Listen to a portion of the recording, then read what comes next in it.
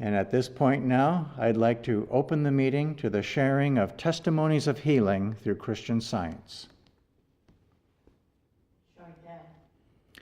Chardell from Pennsylvania, go ahead. Good evening. I would like to tell something wonderful that happened just today. I know someone in our neighborhood through actually my grandchild, and she has come in with her little dog to visit, and I found out that her mother used to study with her book, Science and Health Repeated the Scriptures by Mary Baker Eddy, and her Bible.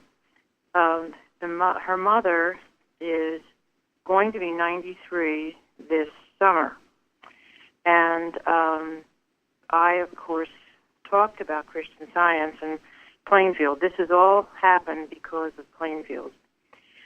So she had gotten some information, some periodicals from the reading room. Her mother's in Detroit, and she flies out there periodically.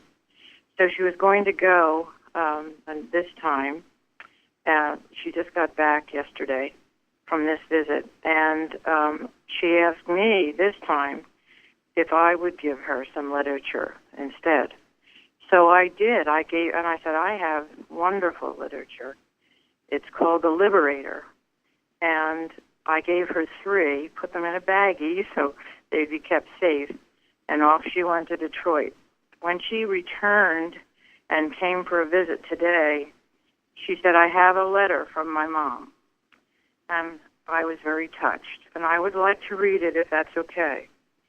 It says, to Shardy from Mom. Thanks for the articles. I will read them over and over. It may not stick, but I love hearing the words. I was fortunate that my mom turned to Christian Science in middle age, and it was an uplifting experience. It helped her survive a difficult life. Christian Science buoyed her up. I hope you feel this way. In my heart, I am still this way, which brings peace and happiness. I was very touched to receive this note, and it really belongs to Plainfield. Thank you very much. Good night. Thank you.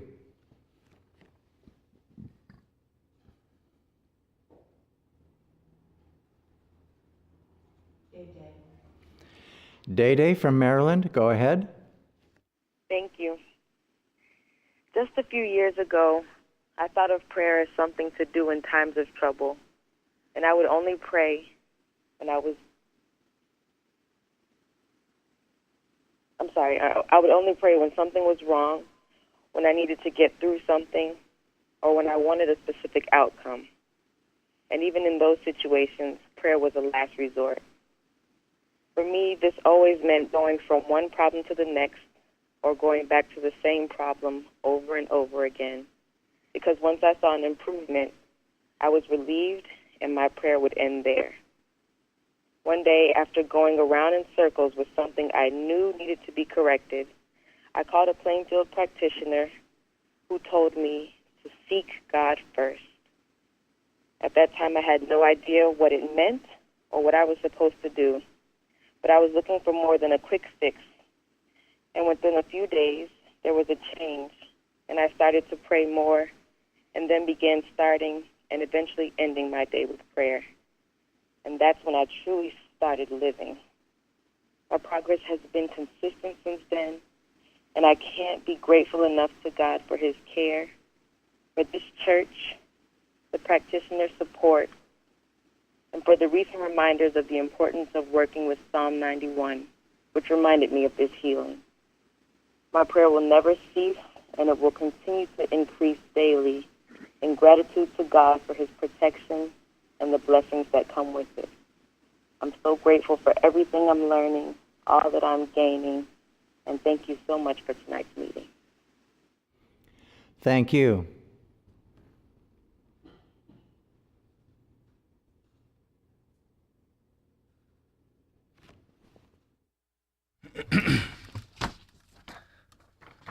I'm incredibly grateful for the Bible study.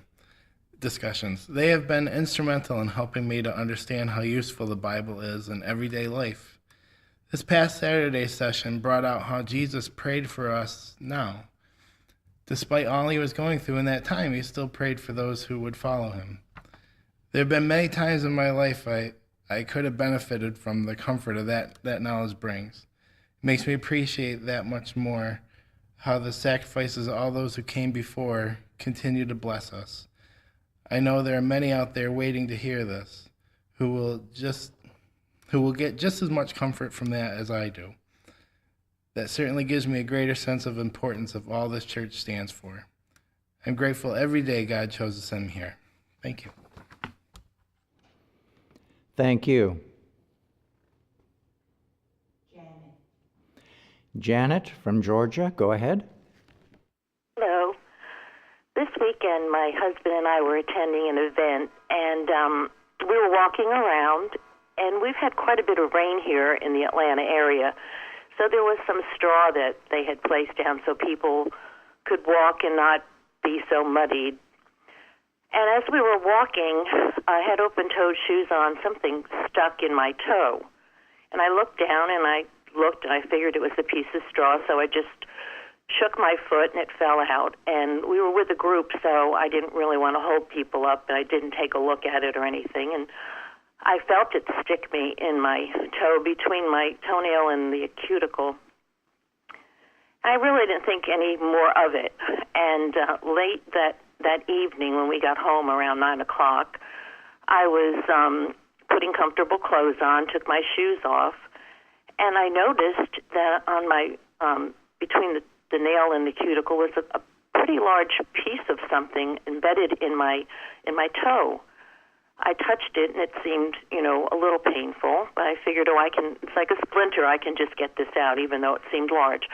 I did sit down, took a tweezer, and tried to pull it out, but when I did that, it seemed to go in deeper. So I just stopped, and I said, Father, I need your help. I knew that wouldn't be good to push it in further. I just waited for a moment, and I felt like, well, now I can do it. Now I can pull this out.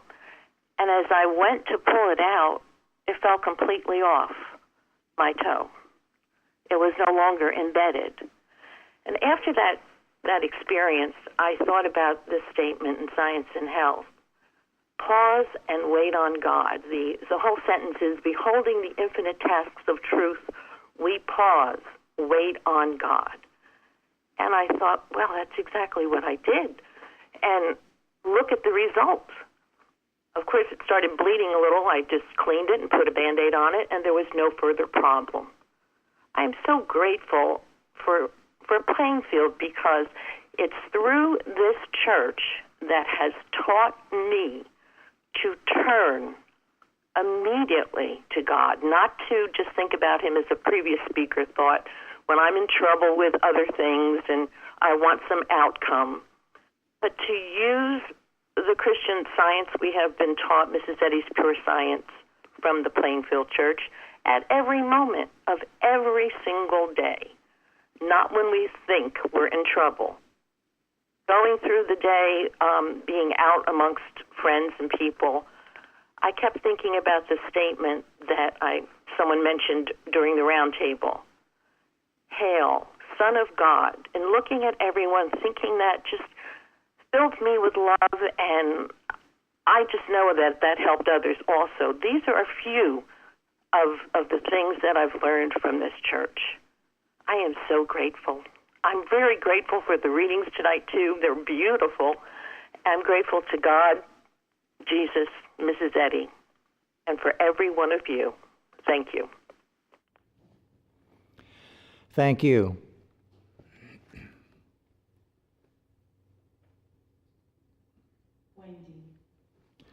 Wendy from Georgia, go ahead.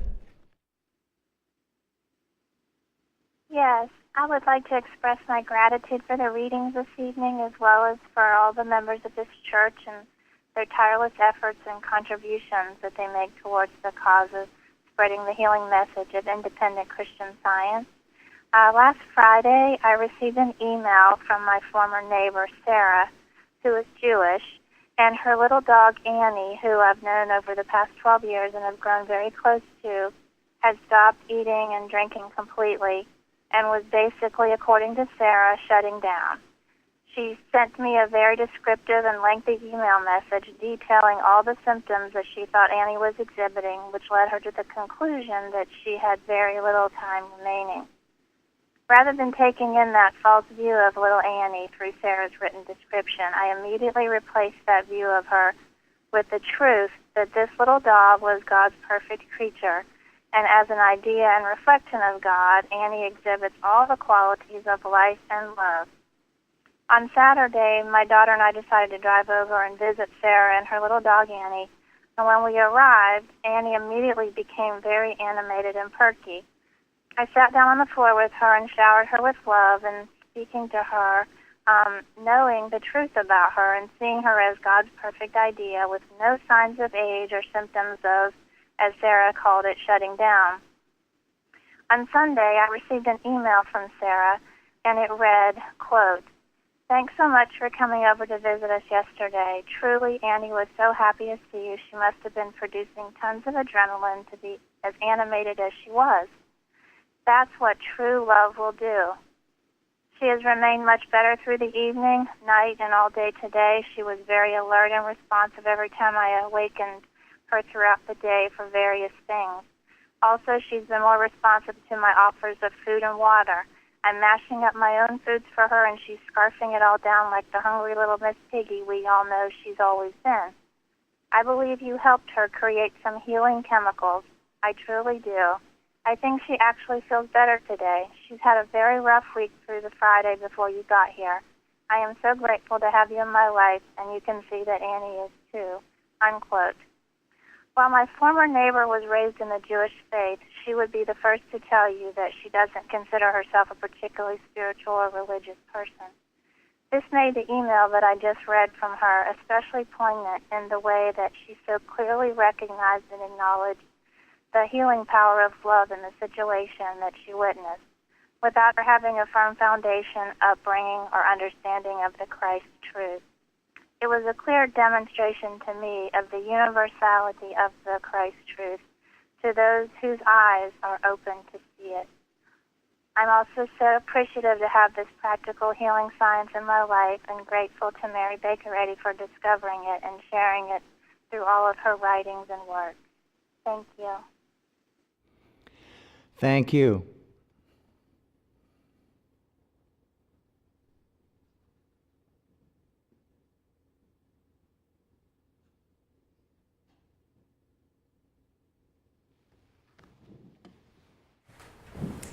I'm grateful for learning to give God the credit for every bit of good.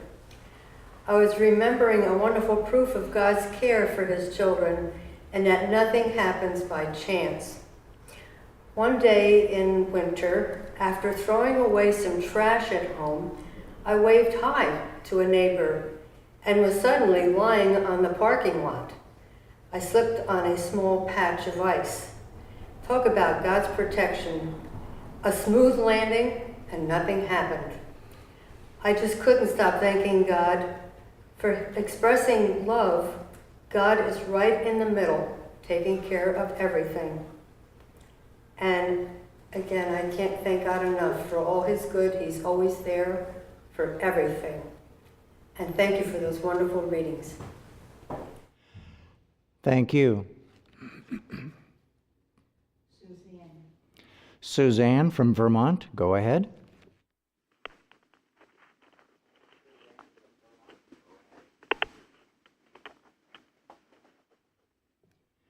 Go ahead, Suzanne, you're on now. Hi, thank you. I just had to turn off my computer.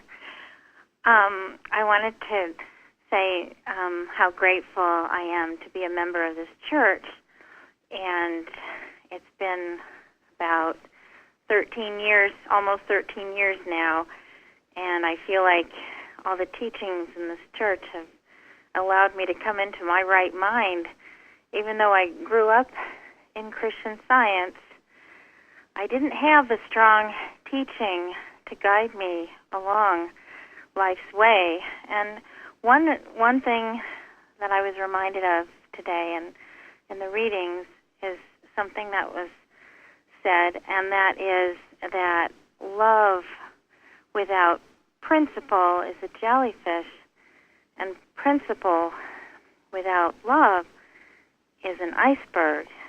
And I remember when I first heard that, it struck me so strongly that I had gone through most of my life without the principle part. And no wonder I couldn't get Christian Science to work for me because I had been treating Christian Science like a box of Band-Aids that when I had a problem, kind of like a previous speaker testified tonight, I would get out my Christian Science toolkit and try and make it work. And sometimes it would work, and then I'd put back the toolkit and go back to my life full of problems that didn't really seem to be making any progress spiritually. And then I discovered the church, Plainfield Church online, and things really started to shift. I'm so grateful for the strong teachings in this church, for these wonderful services, for my fellow church members who I love to hear from on these Wednesday nights and Bible studies and round tables. And I have to say, too, that the Bible studies have opened up the Bible to me. I never thought that I would enjoy the Bible so much. And, well, there's just so much to be grateful for. Thank you all. Thank you. Betty S. Betty from California, go ahead. Hello. 2 or 3 weeks ago, I called a Plainfield practitioner from this church for help because I'd gained some weight recently, which I found kind of discouraging. She gave me lots of things to work with, 2 of which were Liquidation of Poundage by Peter V. Ross, and that's in his book, Leaves of Healing. And the article titled Burden Thought by Mrs. Doris White Evans in Healing Thoughts number 41, which I found both of those very, very helpful. The practitioner spoke to me about being active and keeping God in active thought and using times of activity to think about or stay close to God. She also spoke about eating simply prepared fresh foods and also about feeling and being satisfied. As a matter of fact, in Mrs. Evans' article, she would ask herself, is this hunger or is this appetite? And this was a very useful thing to keep my thought in check. Anyway, this morning when I got on the scale, I'd lost 5 pounds. Very encouraging, to say the least. I'm so very grateful for the practitioner help and for this church's practical teaching of Christian Science. And thank you for the readings on obedience tonight. Thank you.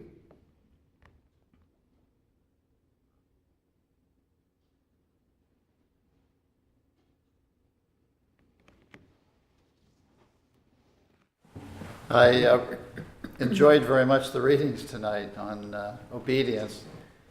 And in order to be obedient implies that you're hearing what God says in the first place. And I'm grateful to Christian Science and what I've learned in this church for being able to do that. When I first arrived in Plainfield, I would face problems by analyzing them to death, thinking that that was the way to deal with a problem, analyze it and come up with a solution. And sometimes I would come up with ideas that didn't work. Sometimes I would get so tired analyzing I wouldn't come up with anything. And a practitioner in this church with whom I worked observed this and helped me, and said that the only way you get an answer to any problem is directly from God. And the skill that I needed to cultivate was not to analyze, but to listen. And the practitioner gave me a couple of things. One from Science and Health says that divine mind is the only cause or principle of existence. Cause does not exist in matter, in mortal mind, or in physical forms. And also from the Bible, to seek ye first the kingdom of God and his righteousness, and all these things will be added unto you. And the practitioner explained to me that all these things meant everything that I could possibly need, the answer to every problem I could possibly face. So for me, that was life-changing. And I realized that by analyzing things, I was cutting God off. I was ignoring my spiritual sense. And when I stopped that, and I started working at listening, to listen for that still small voice, things changed in my life. I was getting answers to problems that oftentimes surprised me, but were always effective, always the right answer. And I am so grateful for this change. It has made a huge difference in my life. I'm so grateful to Christian Science, to Mary Baker Eddy for giving us this true science of how to live. And I'm grateful for the help I received from the practitioner. Thank you. 619717. Okay. Would this be Carolyn from California? Hi, yes it is. Well, Carolyn, thank you for joining us tonight. And go ahead with your testimony. Thank you. Thank you for the readings, and your website is delightful, and I've listened into some of the round tables. I haven't said anything, but it's been very great. I've loved it. One of the things that is important to me is the idea of obedience. And Mrs. Eddy's hymn, Shepherd, Show Me How to Go. I used to sing that hymn, and I'd sing, Shepherd, show me how to go. I will listen for thy voice. I will listen and rejoice. And I became aware that that was not quite right, because you had to follow. And if you follow, the blessing is that before they call, I will answer. Well, here's an example. I call these my non-testimonies, because they happen quite often when I do listen and obey. And that is, one afternoon, I had an appointment, I should say, at about 5, and it was only about 1 in the afternoon. And I was working on something, I don't recall what, but the thought came, the angel thought, and it said, why don't you tidy your desk over here?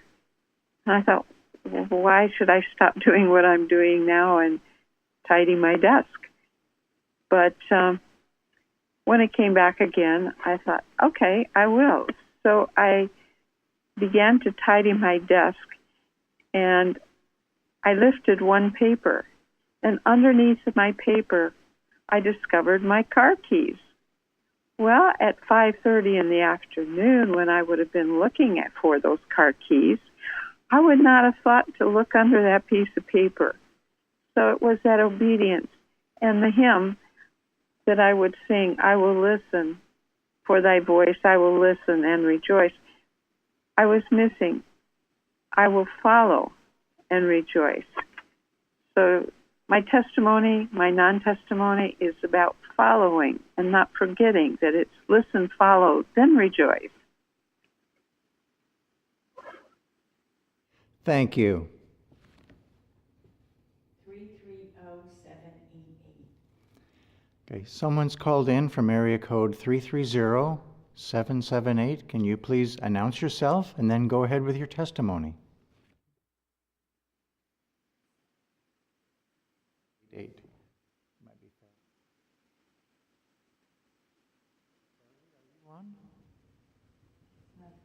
No, okay.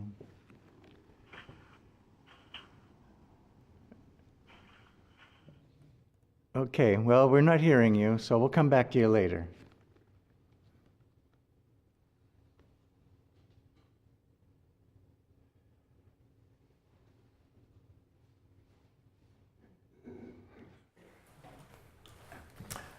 Those are great readings, and I have so many opportunities to love this church. Just recently, I felt out of sorts, like I just didn't have the right direction. And so I called the practitioner. I was fearful. I had a big week the week before, and I got through it, did what I felt that God wanted me to do, and all the things that needed to be done. But I felt anxiety. Well, a very busy life.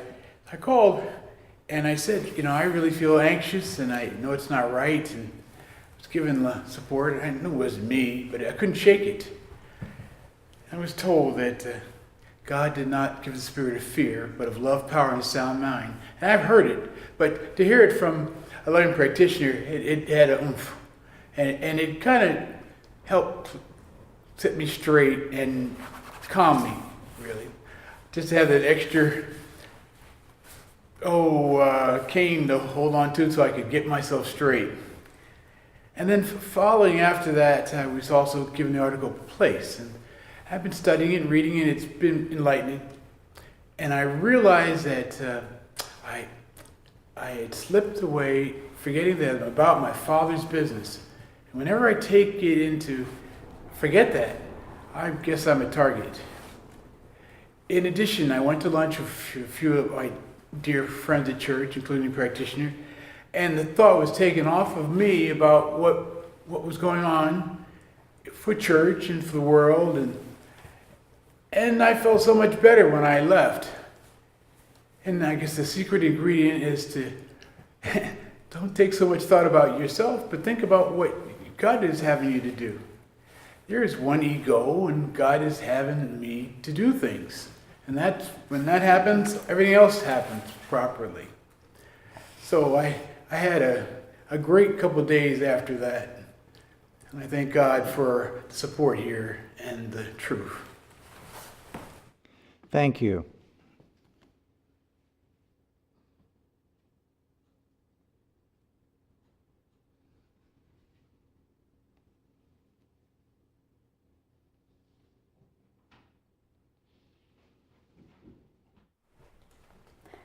I'll read a few things from our church bulletin website tonight. The first couple from Costa Rica. The bulletin board is way too small to mention all the things I want to say about our church. It is a real church as per definition in the glossary. I just am thankful and happy for everything and for all, and I would like to give all my brothers and sisters a warm virtual hug.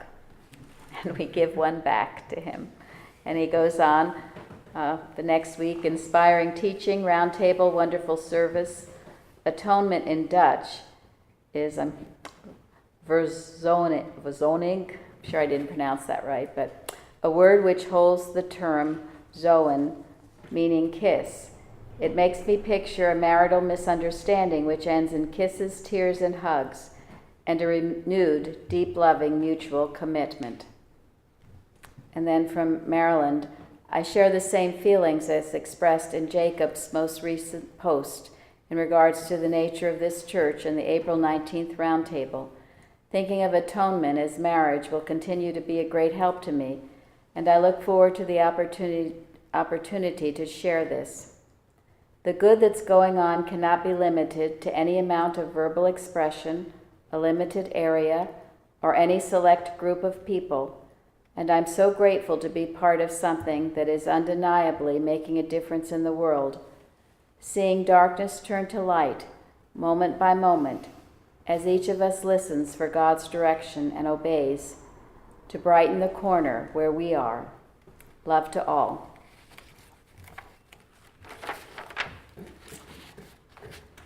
In the lesson in Luke, Christ Jesus says, "No servant can serve two masters, for either he will hate the one and love the other, or else he will hold to the one and despise the other.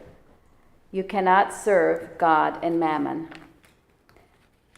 I heard a story recently, a true story that sort of applies to this. It was about a man, a very wealthy man, and it was noticed as he would walk along the streets, if he ever saw a coin, he would pick it up and he would study it for a few minutes, and then he would put it in his pocket. And someone once asked him, why were you doing that? Why are you picking up, pennies, nickels, dimes? You certainly don't need it. And also, why are you studying it the way you are? And he said the man told him that every time he would pick up a coin, he would look at it and he would study the words on that coin, "In God we trust." And he said he would check himself to think, is he trusting in his riches or is he trusting in God? And so it was a reminder for him, and then he would pocket that coin to keep it as a reminder. And I thought, well, what a beautiful thought that is, and how important it is that we, among our daily round, check our own selves as to, are we really trusting God, or are we beginning to slowly trust in other things, perhaps riches or what doctors say, or any kind of human opinion, or any other way that would pull us away from trusting in the one and only God? Because if we do that, we are serving two masters. And if we're serving two masters, we will love one and despise the other. We can't love two masters. God has to be supreme in our life. So I'm so grateful for that reminder. And I'm so grateful, too, that we live in a nation where our currency has the words, "In God we trust." And we can be constantly reminded of that wonderful fact.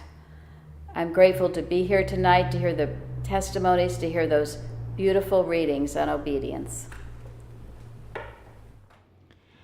Thank you.